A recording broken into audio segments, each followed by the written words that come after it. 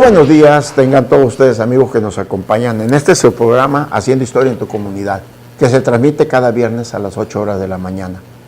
Nos encontramos transmitiendo en su canal de televisión Mega Canal, desde la ciudad de Los Mochis, donde las palmeras alcanzan el cielo y se mecen borrachas de sol, y con ese olor a caña y alcohol, que ya se está olvidando como todo lo relacionado al ingenio azucarero. También es la puerta de entrada al Cañón del Cobre y la ciudad más progresista del noroeste de la República Mexicana. Es el granero de México y solo quedan los últimos vestigios materiales de los colonos que se han ido borrando con el tiempo, pero permanece esta dinámica ciudad de Los Mochis que perpetúa al hombre de aquellos tiempos, de aquellas tierras donde los norteamericanos sembraron la semilla de este magnífico fruto que hoy estamos presenciando. Hoy tenemos el tema El capitalismo con Christian Holman y don Benjamin Francis Johnston.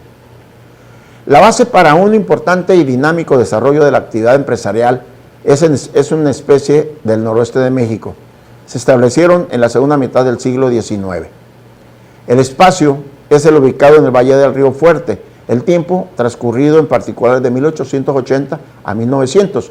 Uno de los factores más importantes que influyó en dicho proceso fue el desarrollo económico local de estos años, la cual se introdujo en el aumento de la producción de azúcar y de otros coloreantes, creando condiciones para el incremento del intercambio mercantil. El primer constructor de canales para derivar agua de los ríos fue don Zacarías Ochoa, antiguo hacendado del distrito del Fuerte, aquí en Ahome.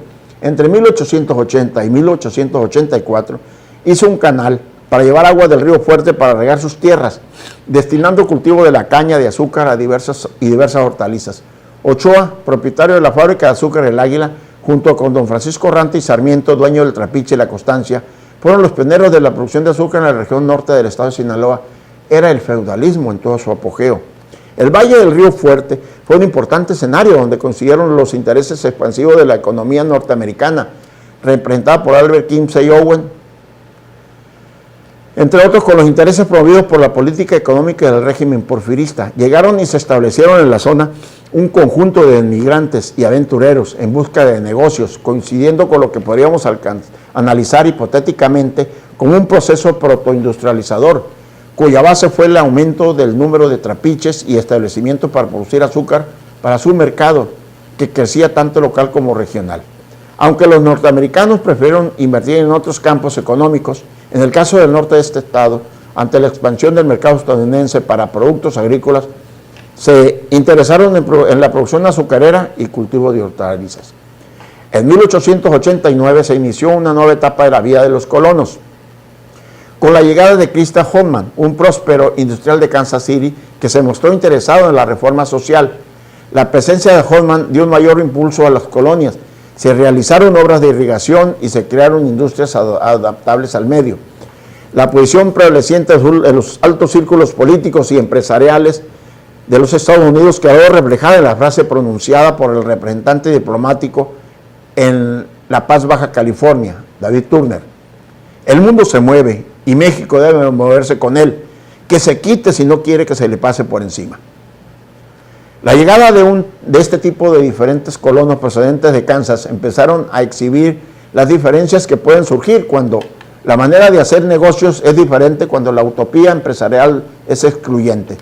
Hombres con sentido práctico habían tenido éxito en los negocios, consiguieron hacer uno de los más ricos de su región.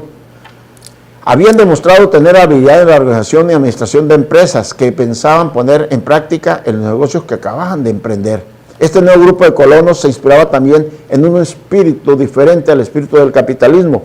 Eso era lo que ellos buscaban, esa era la opinión de los primeros colonos, que lo llamaban los capitalistas de Kansas, que solo pensaban en el dinero. El empresario de Kansas pensaba que el problema de los fracasos de Owen residía en la deficiente administración que traía aparejado problemas serios de organización de estas empresas, cuestión que pensaba corregir. En 1889, Holman fundó la empresa T. Kansas Sinaloa Invest Company. Esta compañía mercantil tenía como objetivo garantizar la propiedad territorial de los colonos, cuestión que no había resuelto en su tiempo Owen. Para conseguir dicho objetivo debía comprar las tierras, las cuales debían ser administradas de acuerdo a los principios de la cooperación integral por su estructura y administración. Era independiente en su administración y se autorizaba un capital inicial de $100,000 y la emisión de 5,000 acciones de $20 cada uno, respaldadas por el valor de las tierras adquiridas. La empresa quedó en manos de Goldman y 8 directores más. La otra parte del plan de Goldman era el inmediato cultivo de las tierras y la comercialización de los productos para solventar el financiamiento de la empresa. Este punto se puso en marcha con el proyecto de construcción del canal de irrigación que ya había sido autorizado para llevar aguas del río Fuerte hasta Los Mochis y Topolobampo, ese canal Tastes. Owen había conseguido del gobierno mexicano esa concesión para construir el canal y extraer aguas del río Fuerte. Entre él y el ingeniero Eugenio Teis planeó un proyecto de canal al que llamaron Tastes, mismo que los colonos construyeron a pico y pala. El día 2 de julio de 1892, el ingeniero Teis abrió las compuertas del canal y ese día, que debía haber sido el principio de la consolidación de la comunidad, fue en realidad el principio del fin de la utopía, esa utopía socialista que traía Albert Kinsey Owen. El germen del capitalismo que había introducido Goldman se empezaba a desarrollar.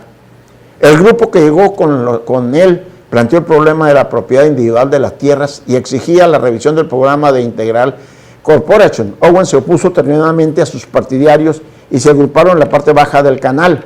Los partidarios de Goldman se habían reservado 1,700 acres, que dividieron en parcelas de 5 a 40 acres.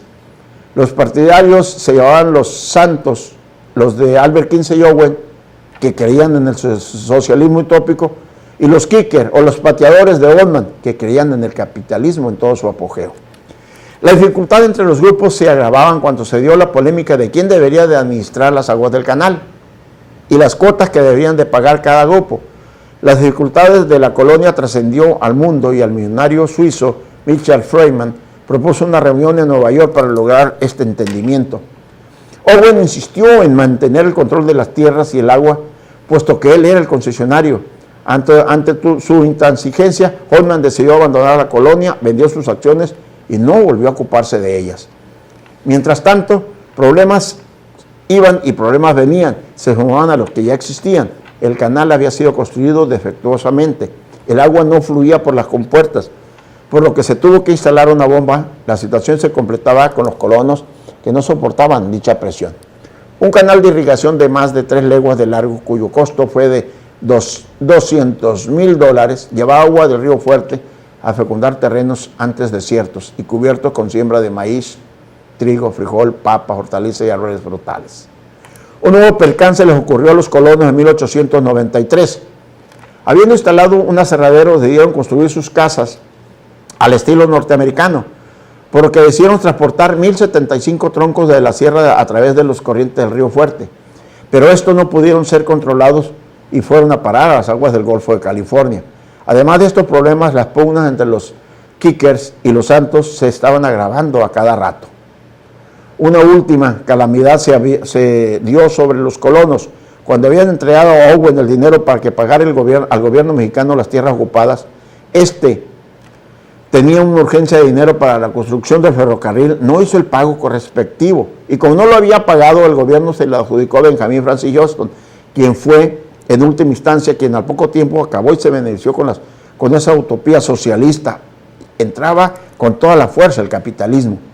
Al expirar la vida legal, el 1 de septiembre de 1896, el canal quedó sin legítimo propietario y la situación institucional continuaba complicándose al mismo tiempo. Las tierras de Los Mochis adquirieron atractivos para los inversionistas y hombres de negocios de la localidad. La propiedad sobre el predio no era muy clara. Los conflictos por la propiedad de la tierra se hicieron más agudos entre 1894 y 1896.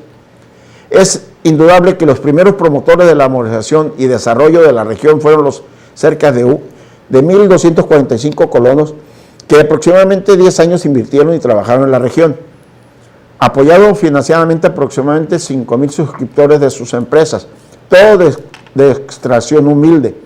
La mayor posición es de sus sueños aventureros de construir un paraíso en las tierras que le era ajena. Rotaron la tierra de Los Mochis, construyeron un sistema de riego y pusieron en funcionamiento el puerto de Topolobampo. Los colonos, una vez que perdieron sus tierras, emprendieron el viaje de regreso a su país.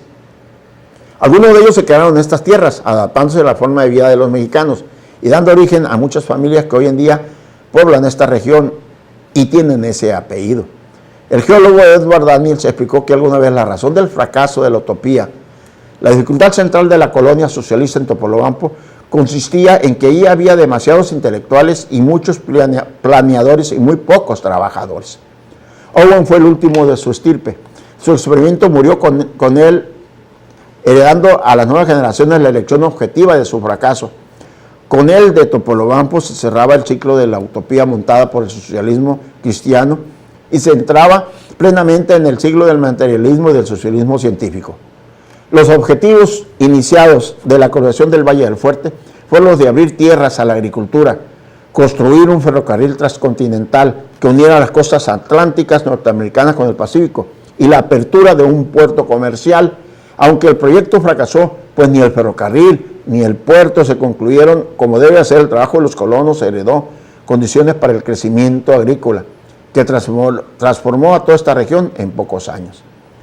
El carácter utópico de esta empresa no solo estribó en la inviabilidad económica de sus metas, sino en la ideología igualitaria y la organización cooperativista que se sostuvo.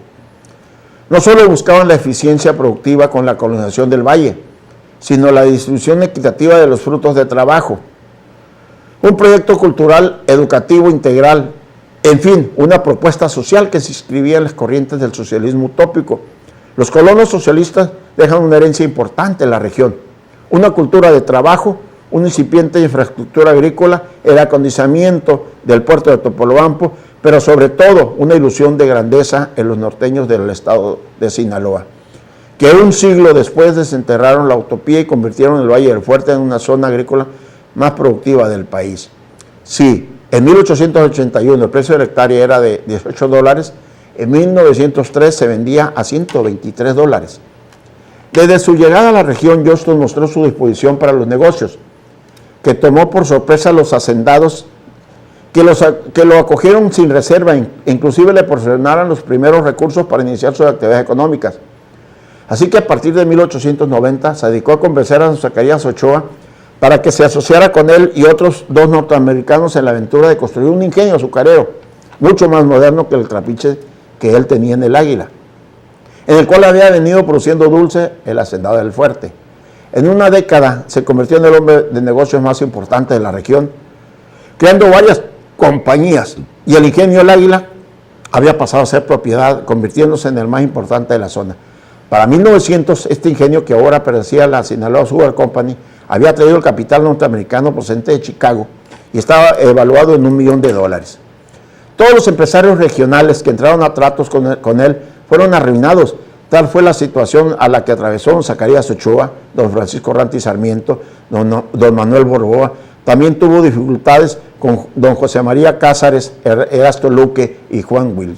Se decía que los negocios Johnston siempre triunfaba, y todas esas razones la gente de la región lo consideraba peligroso. En ese terreno lo respetaban y temían. Era el capitalismo en todo su apogeo que hizo a un lado el feudalismo y que hizo a un lado a ese socialismo utópico, esos sueños de Albert Quince Yagüe. Muchísimas gracias por su atención. Nos vemos el próximo viernes.